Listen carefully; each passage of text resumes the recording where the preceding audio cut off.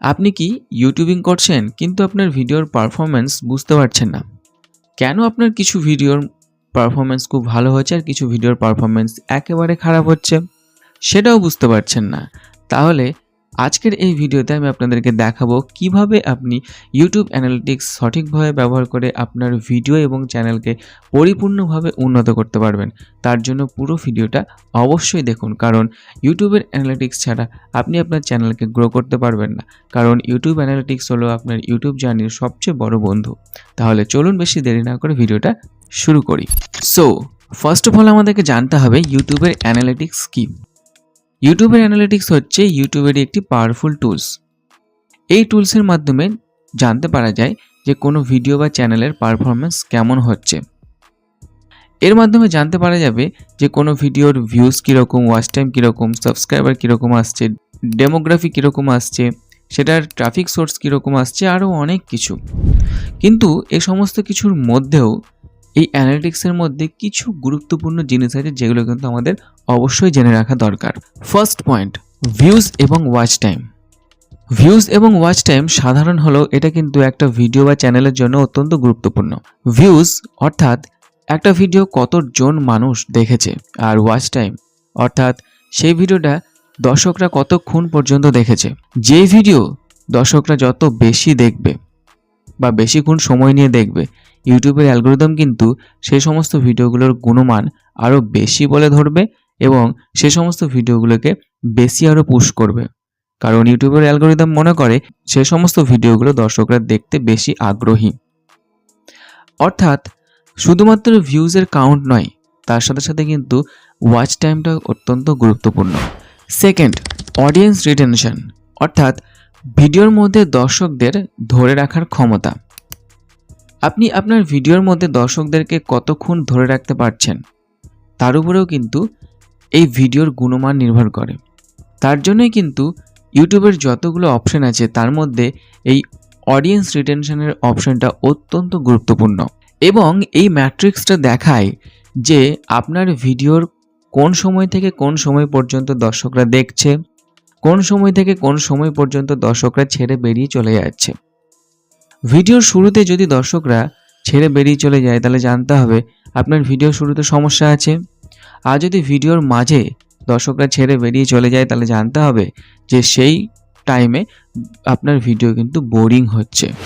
Third point, traffic source অর্থাৎ আপনার channel বা ভিডিওর মধ্যে কোন জায়গা থেকে সবচেয়ে বেশি ভিউজ আসছে। কোনো সোশ্যাল মিডিয়া অ্যাপ্লিকেশন থেকে, না গুগল থেকে, না ইউটিউব সার্চ থেকে, না সাজেস্টেড থেকে, না জাস্ট ইউটিউবের অন্য কোনো চ্যানেল থেকে। এবার আপনি যদি আইডেন্টিফাই করতে পারেন যে আপনার চ্যানেলের মধ্যে কোন সোর্স থেকে সবচেয়ে বেশি ভিউজ আসছে, তাহলে কিন্তু আপনি সেরকমভাবে কাজ করতে পারবেন। আর যদি আপনার মনে হয় যে আপনার চ্যানেলের মধ্যে সবচেয়ে বেশি ভিউজ আসছে ইউটিউব সার্চ থেকে, তাহলে অবশ্যই কিন্তু আপনাকে এসিওর দিকে নজর দেওয়া উচিত। ফোর্থ, ডেমোগ্রাফিক্স অর্থাৎ আপনার দর্শক কারা, তারা কোন দেশে থাকে, তাদের বয়স কীরকম। এই ম্যাট্রিক্সটাও কিন্তু জানা অত্যন্ত গুরুত্বপূর্ণ, কারণ যখন আপনি জানবেন আপনার দর্শক কীরকম তখন কিন্তু আপনাকে সেরকম হিসেবে কন্টেন্ট তৈরি করতে হবে। এবার আপনার দর্শক যদি ধরে নেন 22 থেকে 34 বছরের মধ্যে হয়, তাহলে আপনাকে সেরকম হিসাবে কন্টেন্ট বানাতে হবে যে 22 থেকে 34 বছরের মধ্যে যে সমস্ত দর্শকরা আছে তারা কীরকম ধরনের কন্টেন্ট পছন্দ করে। কিন্তু এই ডেমোগ্রাফিক্সটাকে ফিক্স বলে ধরে নিয়ে চলবে না, এটা সময়ের সাথে সাথে কিন্তু পরিবর্তন হতে পারে। কারণ মানুষের স্বাদ, মানুষের চিন্তাধারা সমস্ত কিছুই কিন্তু সময়ের সাথে সাথে পরিবর্তন হয়। সেহেতু এই ডেমোগ্রাফিক্সটাকে কিন্তু সময় সময়ে চেক করতে হবে, সময় সময়ে কিন্তু ফলো করতে হবে, কারণ এর যে কোনো সময় পরিবর্তন হতে পারে। ফিফথ, সাবস্ক্রাইবার বৃদ্ধির বিশ্লেষণ অর্থাৎ আপনাকে একটা জিনিস বিশ্লেষণ করতে হবে যে আপনার চ্যানেলের মধ্যে কোন ভিডিও এমন আছে যে ভিডিওটা আপনার চ্যানেলের মধ্যে সবচেয়ে বেশি সাবস্ক্রাইবার এনে দিচ্ছে, আর কোন ভিডিওটা সবচেয়ে কম সাবস্ক্রাইবার নিয়ে আসছে। এই জিনিসটা আপনাকে শিখতে হবে। যে ভিডিওটা আপনাকে সবচেয়ে বেশি সাবস্ক্রাইবার এনে দিচ্ছে সেরকম টাইপের ভিডিও, সেরকম টাইপের স্টাইল, সেরকম টাইপের ক্যাটাগরি আপনাকে ফলো করতে হবে।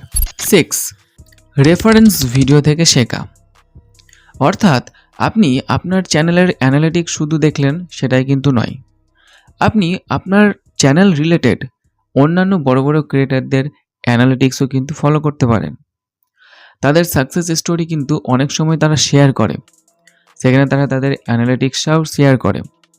সেখান থেকে আপনি কিন্তু তাদের অ্যানালিটিক্স দেখে শিখতে পারেন যে কিভাবে তারা তাদের স্ট্র্যাটেজি ফলো করে তাদের চ্যানেলটাকে গ্রো করেছে। শেষমেশ আপনাকে এটুকুই বলবো যে ইউটিউবের অ্যানালিটিক্স দেখে আপনি যে শুধুমাত্র বুঝতে পারবেন সেটা কিন্তু নয়, এটা আপনাকে শেখাবে যে কিভাবে আপনি আপনার কন্টেন্ট এবং চ্যানেলকে আরও বেশি উন্নত করবেন। তাই প্রত্যেকটা ভিডিওর ক্ষেত্রে এই অ্যানালিটিক্সটাকে কিন্তু ফলো করুন, আর সবসময় কিন্তু ভিডিও বানানোর স্টাইল এবং স্ট্র্যাটেজিটাকে আপডেট করতে থাকুন। আর তার সাথে সাথে যদি এই ভিডিওটি ভালো লাগে তাহলে অবশ্যই ভিডিওটি কিন্তু হাইপ করুন। আর যদি প্রত্যেকটা ভিডিও নোটিফিকেশান আপনি পেতে চান তাহলে অবশ্যই চ্যানেলটিকে সাবস্ক্রাইব করুন। ভিডিওগুলোকে কিন্তু বন্ধুবান্ধবের সঙ্গে অবশ্যই শেয়ার করতে ভুলবেন না। আজকের এই ভিডিওতে এখানে শেষ করছি। নেক্সট ভিডিওতে আবার আপনাদের সঙ্গে দেখা হবে। ধন্যবাদ।